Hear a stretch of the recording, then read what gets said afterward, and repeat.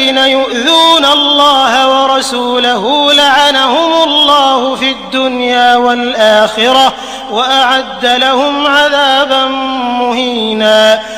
Воистину, тех, которые поносят Аллаха и Его посланника, Аллах проклял в этом мире и в последней жизни и уготовил им унизительные мучения.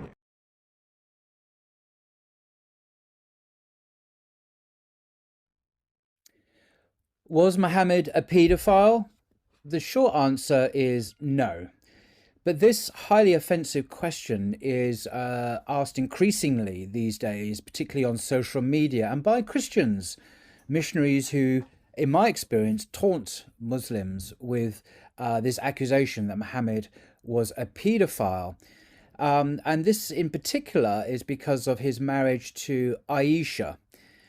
But when you look at the historical evidence presented in context, we find that this allegation is in fact baseless, and that's what I intend to do now, briefly. Scholars disagree concerning the age of Aisha when she married the Prophet, the earliest estimate being that she was 9 years old.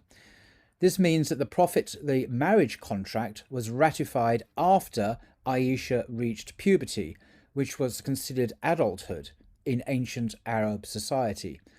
A marriage between an older man and a younger woman was customary and socially appropriate in that era, considering that such marriages were an important means of survival in a harsh desert environment and that people had a much lower life expectancy than they do have today. Один из сильнейших критиков ислама и пророка, да благословит его Аллах и приветствует, Вашингтон Ирвинг в своей книге «История пророка Магомета» пишет, что то отношения с Айшей начались позже, через определенное время после замужества, а также подчеркивает, что в любом случае в этом нет ничего предосудительного. Следует отметить, что Айша не сразу ушла жить в дом пророка. Пророк стал жить с ней несколько лет спустя, когда она подросла и созрела. Также стоит обратить внимание на тот факт, что у арабов в те времена девочки созревали рано, поскольку девушки в теплых странах созревают быстрее, чем их сверстницы в холодных странах. Женственность первых проявляется быстрее, это дает им возможность выходить замуж рано. Вступать в брак в таком молодом возрасте считалось нормой. Психически люди взрослели намного быстрее, потому что их готовили к тому, что они станут мужьями и женами, и они были готовы к браку в более юном возрасте. Средневековый французский писатель Шарль Луи Монтескье в своей книге «О духе закона» пишет: «В жарких климатах женщины достигают половой зрелости в возрасте 8, 9 или 10 лет, поэтому детство и брак там почти всегда идут рядом. В 20 лет они уже старухи. Таким образом, расцвет разума у них никогда не совпадает с расцветом красоты». Подобные браки были обычными в то время и считались нормальным явлением, и никем не критиковались. Если бы общество не одобряло подобные браки, то они осудили бы это как общее явление, которое, кстати, существовало до распространения на тех землях ислама и продолжалось после этого. Они сосредоточились бы на личности одного человека, как будто он первый или единственный, кто вступил в подобный брак. Враги пророка, которые воевали с ним и желали его смерти, никогда не использовали этот факт и его брак с Айшей, чтобы опорочить посланника и настроить против него других людей, потому что это было нормальным явлением в те времена. Они бы ухватились за любую возможность опорочить пророка, но в те времена ни один враг ислама не придрался к его браку с Аишей. Как нет и ни одного упоминания современников и недругов о его безнравственном поведении. Professor Colin Turner of the University of Durham here in England, he is an expert on Islam in the Middle East Studies Department, explains the context of the Prophet's marriage. He writes, "A marriage between an older man and a young girl was customary among the Bedouins, as it still is in many societies across the world today. It was not unheard of in Muhammad's time for boys and girls to be promised to each other in marriage almost as soon as they were born, particularly if the union was of direct political significance to the families concerned. However, such marriages were almost certainly not consummated until both parties had entered adulthood, which Arabs in the 7th century tended to reach at an earlier age than Westerners today. It is highly unlikely that Muhammad would have taken Aisha into his bed until she was at least in her early teens, which was wholly in keeping with the customs of the day and in context not in the least improper.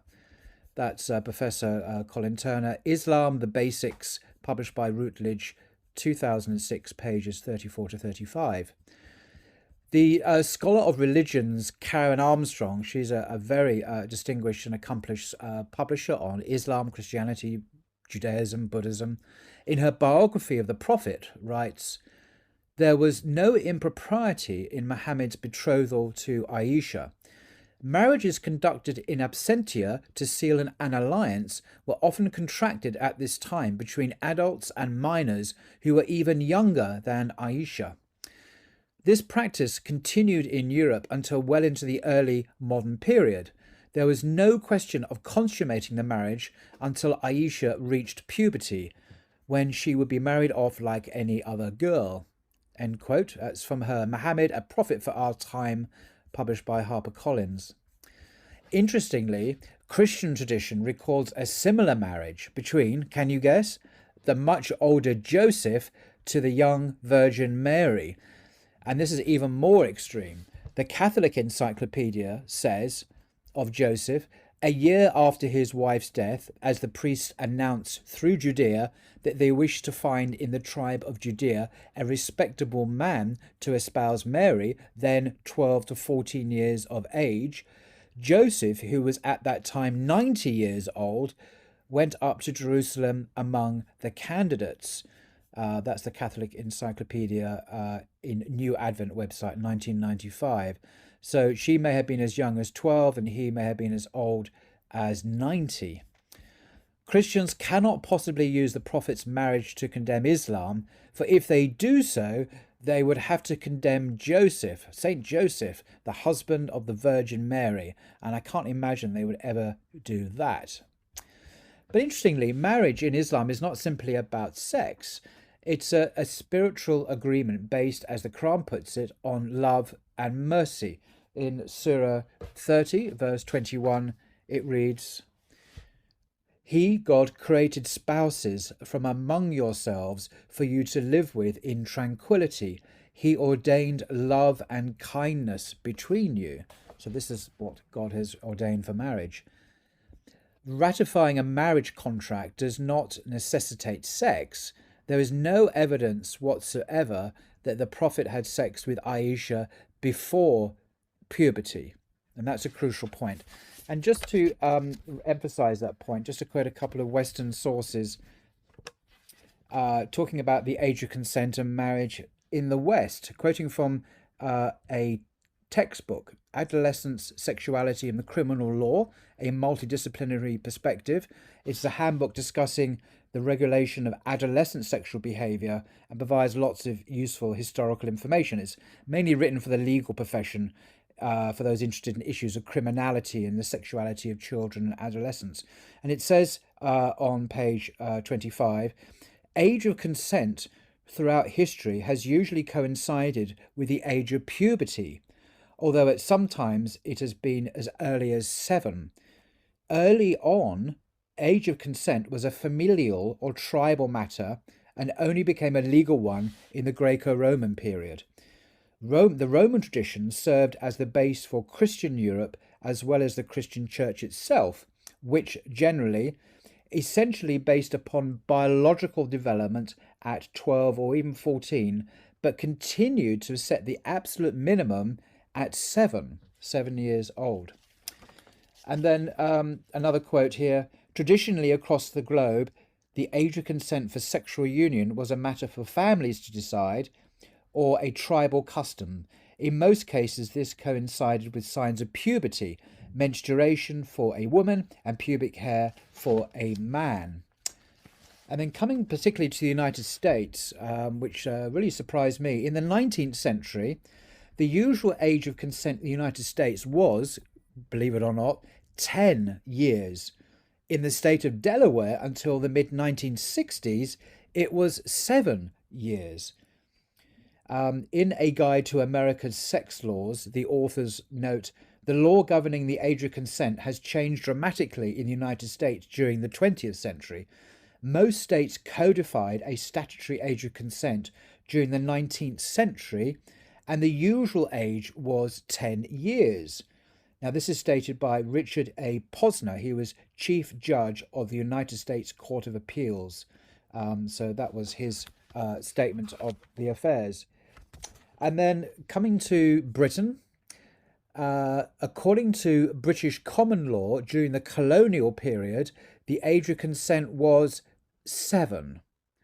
Today, we are astounded that girls of this age were assumed to know enough about sex or about sin to make such a decision competently. But nevertheless, that was the reality. So age of consent laws are quite different from what they are today, clearly. So what, in the light of this, it cannot be said, coming back to Muhammad again, that there is any evidence at all that the Prophet committed paedophilia. Now, this was because the age of consent, the age of puberty, and the age of adulthood were all at the same time, the age of puberty. And Muhammad would have consummated the marriage several years after the betrothal, when she was technically an adult, when she was a woman, according to the customs and the historical context of the day. So it would have been an appropriate thing to do. So it's not right, however, I mean, obviously I'm not a scholar, I'm not here to produce fatwas, but it's not right to follow the customs of 7th century Arabia, in my view. We need to take into account the the customs of our own societies. And in our societies, the legal age of marriage is quite different. In Britain, it's 16. I understand in the vast majority of Muslim countries, the marriageable age is between 16 and 18 years of age. And that's the custom you follow. There's no set age, as far as I'm aware, in the Sharia for marriage. So to summarize, the Prophet's marriage to Aisha was appropriate considering the circumstances of life in ancient Arabia. Their marriage was not based upon lust or abuse, but upon their shared spiritual mission to deliver these teachings of Islam to humanity, because Aisha went on to become one of the greatest scholars of Islam and a transmitter of knowledge of the Sunnah of the Prophet, particularly regarding women's matters, women's issues, and she's highly regarded even today for that knowledge.